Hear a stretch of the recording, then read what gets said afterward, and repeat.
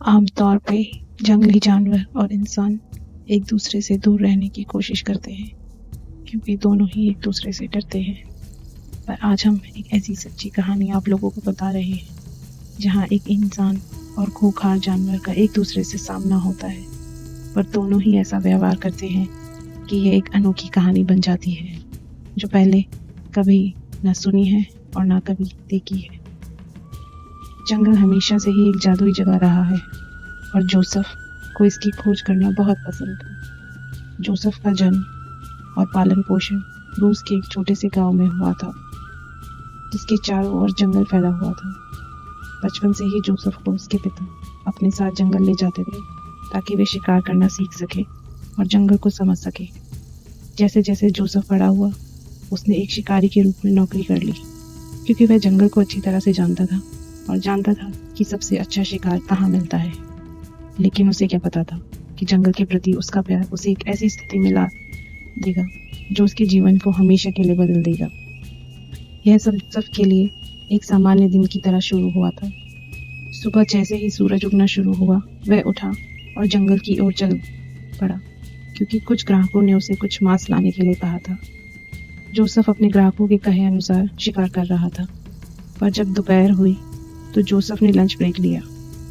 उसने कुछ पक्षियों का शिकार किया था तो उसने अपने दोपहर के भोजन के लिए उनमें से एक पक्षी को पकाने का फैसला लिया। वह जंगल में एक अनजान क्षेत्र में था, लेकिन जोसेफ डरा हुआ नहीं था क्योंकि वह हमेशा अपने रास्ते पर चलते हुए गांव तक वापस आ जाता था। उसे कुछ दूरी पर एक जगह दिखी जहां बहुत सारी रोशनी थी और वह एक साफ जगह की तलाश में भी था जहां वो आराम कर सके। और वो जगह उस आराम करने के लिए बिल्कुल सही थी। लेकिन जैसे ही जोसेफ ने उस छोटी सी जगह में प्रवेश किया उसके पैर वहीं जम गए और मुंह सूख गया। जोसेफ के सामने एक बाघ खड़ा था। बाघ ने जोसेफ को आते हुए सुन लिया था क्योंकि जब जोसेफ पेड़ों से बाहर आया तो बाघ सीधे उसे ही घूर रहा था। लेकिन फिर भी वो बाघ जोसेफ पर नहीं झपटा। बाघ उसे चोट नहीं पहुंचाना चाहता था। जब जोसेफ ने देखा कि बाघ शांत है तो उसने इसका फायदा उठाते हुए तुरंत अपनी बंदूक उठाई और जानवर पर तान दी। फिर भी बाघ नहीं हिला और बस शिकारी को घूरता रहा। जोसेफ बाघ पर बिल्कुल गोली नहीं चलाना चाहता था।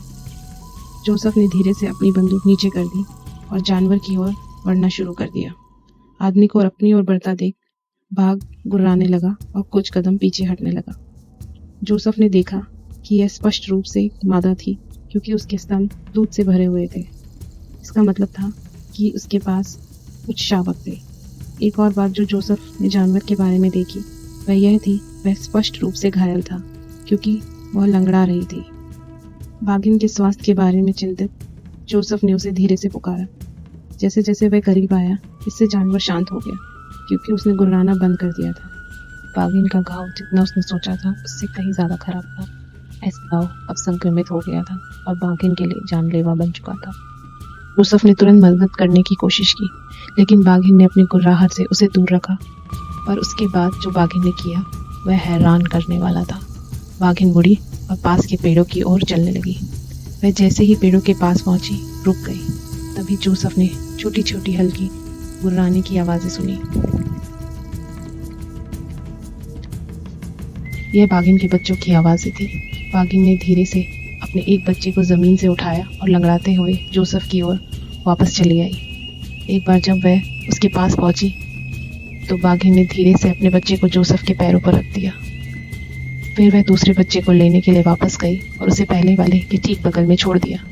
जो कुछ हो रहा था उससे जोसेफ हैरान था। उसे कुछ समझ नहीं आ रहा था कि ये क्या हो रहा है। वह नहीं जानता था कि बाघिन उससे अपने बच्चों के साथ क्या कराना चाहती है और वह इस बात से भी डर रहा था कि अगर उसने बच्चों को छूने की कोशिश की तो बाघिन क्या कर सकती है। पर उसी पल बाघिन जोसेफ और अपने बच्चों से दूर जाने लगी। जोसेफ चौंक गया और वह वहां रुका रहा। उसने कुछ देर बाघिन का इंतजार किया पर वह नहीं आई। हालांकि जंगल में गायब होने से पहले बाघिन ने आखिरी बार जोसेफ को देखा था। जो कुछ हुआ उससे जोसेफ सन्न रह गया था। अब जोसेफ को लगा कि माँ बाघिन को पता चल गया था कि उसके पास अब ज्यादा समय नहीं बचा है और वह यह सुनिश्चित करना चाहती थी कि उसके बच्चे जिंदा रहे। उन दोनों को उनकी सुरक्षा के लिए जोसेफ के पास छोड़ गई। वो जानता था कि अगर वह बाघिन के बच्चों को छोड़ कर वापस गांव चला जाएगा तो कोई न कोई जानवर तो उन्हें मार ही देगा, और वह ये बिल्कुल नहीं चाहता था। जोसेफ ने जानवरों को अपनी बाहों में उठाया और जंगल से बाहर निकलकर अपने घर की ओर चल दिया। एक बार सुरक्षित रूप से गांव में वापस आने पर जोसेफ ने दोनों बाघ के शावकों को स्थानीय पशु चिकित्सक के पास ले गया। वह यह सुनिश्चित करना चाहता था कि बच्चों के साथ कुछ भी गलत ना हो, ताकि वह अच्छे तरीके से बड़े हो सके। जैसे जैसे समय बीतता गया, बाघ के शावक युवा हो रहे थे। जोसेफ ने उनका नाम साशा और एलेक्सी रखा। वह बड़े और मजबूत होने लगे थे। एक समय पास के चिड़ियाघर के अधिकारियों को 2 युवा बाघों के बारे में पता चला, तो वे जोसेफ के पास पहुंचे और उनसे दोनों शावकों को खरीदने की पेशकश की, ताकि वह चिड़ियाघर के आकर्षण का केंद्र बने।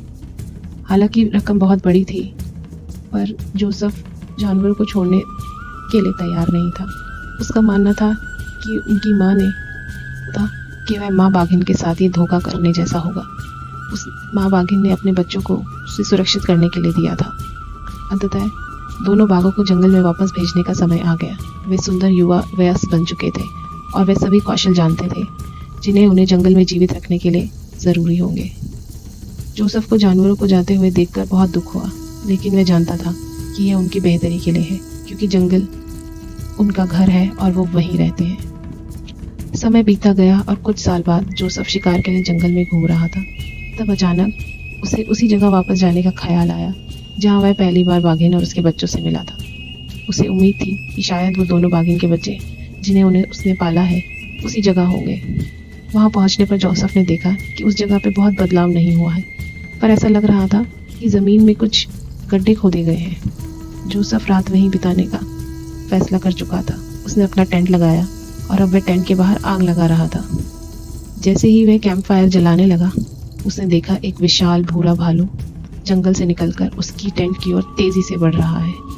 भालू जैसे ही जोसेफ पे हमला करने लगा, जोसेफ को एहसास हुआ कि वह अपनी बंदूक तो टेंट के अंदर ही छोड़ आया है और टेंट में पहुंचने से पहले भालू उसे मार देगा। अपनी जान बचाने के लिए जोसेफ जंगल की ओर भागा और भालू से थोड़ा दूर चला गया, पर वह भालू जोसेफ की ओर तेजी से भागा चला आ रहा था और उस पर झपटने ही वाला था कि तभी पेड़ों से 2 नारंगी और काले धब्बे दिखाई दिए जो जोसेफ और उस भालू के बीच में आ गए।